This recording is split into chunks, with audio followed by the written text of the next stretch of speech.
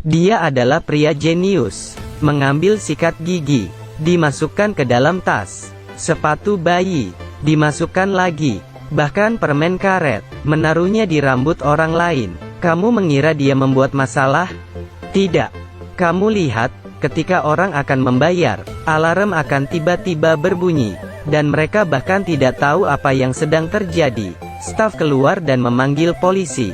Tempat itu benar-benar kacau. Akhirnya demi menenangkan pembeli, mereka berkata alarm rusak, meminta pembeli tidak perlu peduli, dan barang yang disembunyikan di pakaiannya bisa lolos.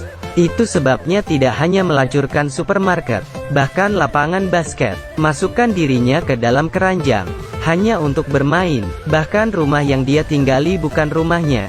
Setiap hari ketika keluar, dia akan berjongkok, takut petugas keamanan menemukannya.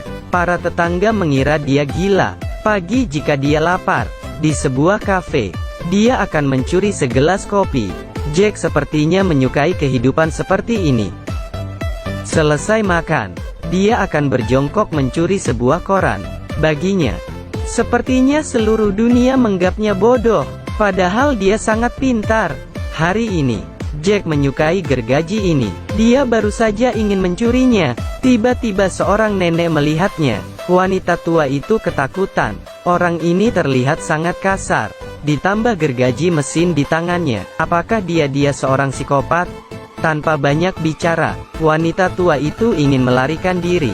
Tapi dia kesulitan membuka pintu mobilnya. Dan Jack tidak sengaja menyalakan gergaji mesin, membuat dirinya juga terkejut. Seketika wanita tua juga ketakutan. Kelihatannya tebakannya benar. Dia seorang psikopat. Dia takut dan kabur, berbalik dan lari ke kantor polisi.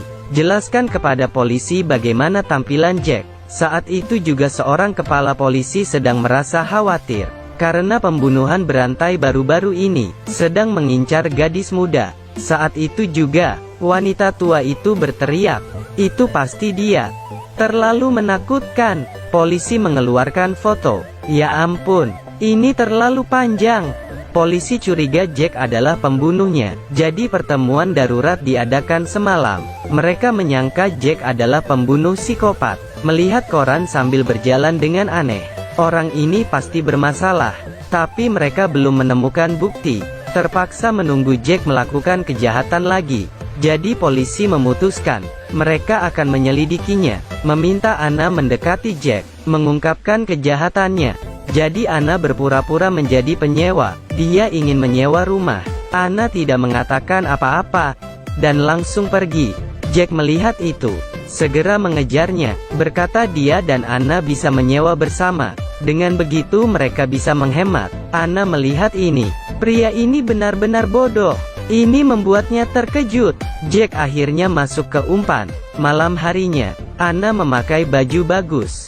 Dia ingin menggoda Jack. Tapi Jack bukan membawanya masuk melalui pintu, melainkan dari tangga bangunan. Katakan itu menghemat sewa. Itu membuat seluruh wajahnya penuh dengan semen. Dia bahkan menangis. Dia menyerah dan kembali ke kantor polisi. Kepala polisi berkata, "Percayalah, kamu pasti berhasil." Anna pun kembali ke rumah, menggoda dengan seragamnya. Seketika Jack terkejut. Gadis ini sepertinya gila. Anna melihat dia tidak merespon. Dia langsung mengganti pakaian di depannya, membuat Jack sangat terkejut. Dia membenturkan kepalanya. Anna melihat itu, mengapa Jack sangat kuat, lalu mengganti gaun emas. Dia yakin dia pasti berhasil.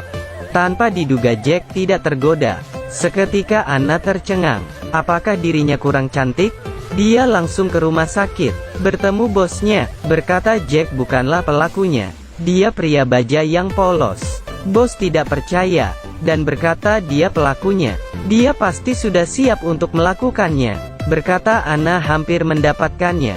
Dia hampir tahan lagi. Kenyataannya, Jack sedikit tidak tahan. Tapi dia menyembuhkan dirinya sendiri, dengan mencari seorang guru, belajar bahasa China. Dengan begini, perhatiannya tidak akan ada di Anna. Dia suka menjadi mual. Melihat Anna mengganggu dirinya, dia membawanya berjalan, dengan berjongkok. Pergi ke supermarket untuk mencuri barang bersama, membuat Anna memiliki kegiatan. Bos melihat itu. Dia terpaksa membawa istrinya melawan Jack. Mereka berpura-pura menjadi teman Anna, bertamu ke rumah. Saat itu Jack sedang memasak. Dia baru akan memotong daging. Tiba-tiba mendengar bel di luar. Dia membawa pisau dan memeriksanya. Tapi tanpa sengaja, dia terjatuh. Seketika pisau itu akan nebas istri bos. Untungnya, meleset. Ini membuat istri bos terkejut. Bos tidak marah. Dia akan membuat perhitungan nanti. Anna merasa Jack bukanlah pelakunya. Dia ingin pergi. Ternyata keesokannya, bos mengirimkan dia hadiah. Jack adalah penjahat besar. Dia menyukai topi merah. Dia pasti akan terungkap. Kemudian, Anna mengganti pakaian merah. Jack bingung melihatnya, dan perkataannya, "Kamu sepertinya gila, mengapa berpakaian merah? Apa yang akan kamu lakukan?" Ini membuat Anna marah. Seketika dia langsung pergi. "Kamu pasti bukan pelakunya." Dia juga tidak tahan lagi dengan pria ini. Anna kembali ke kantor polisi. Hari itu juga terjadi kasus pembunuhan. Ini membuat bos terkejut. Berkata ini pasti karena Anna pergi. Identitasnya terungkap. Terpaksa, mereka mulai menangkap Jack. Menyebarkan fotonya di media TV. Saat itu, Jack yang sedang berjalan, tidak mengetahui apa yang terjadi. Dan di luar rumah Jack, polisi dan masyarakat sudah berkumpul. Jack melihat itu. Apa yang terjadi? Mengapa begitu ramai? Sambil melihat, dia bertanya pada orang-orang, apa yang terjadi? Apa psikopat tinggal di sini? Tapi detik berikutnya, paman ini menyadari, ya Tuhan, ini ternyata pembunuhnya. Ini terlalu gila. Jack tampak bingung. Apa yang terjadi? Dia terkejut dan kabur.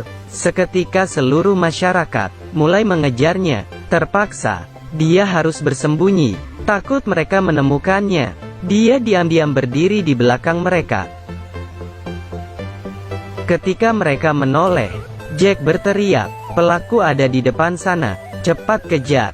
Melihat keadaan, semuanya seketika berlari. Tidak ada yang memperhatikan Jack sedang berdiri diam. Setelah merasa aman, dia melarikan diri. Karena tidak ada tempat untuk pergi, dia datang ke rumah gurunya. Tapi karena gurunya tidak di rumah, dia melompat dari jendela. Di sisi lain, Anna menemukan bukti di TKP. Dia merasa benda ini sangat familiar. Ya Tuhan, ini adalah mainan si guru. Dia pernah melihat guru itu memegangnya. Dan Jack di sini akhirnya menemukan gurunya.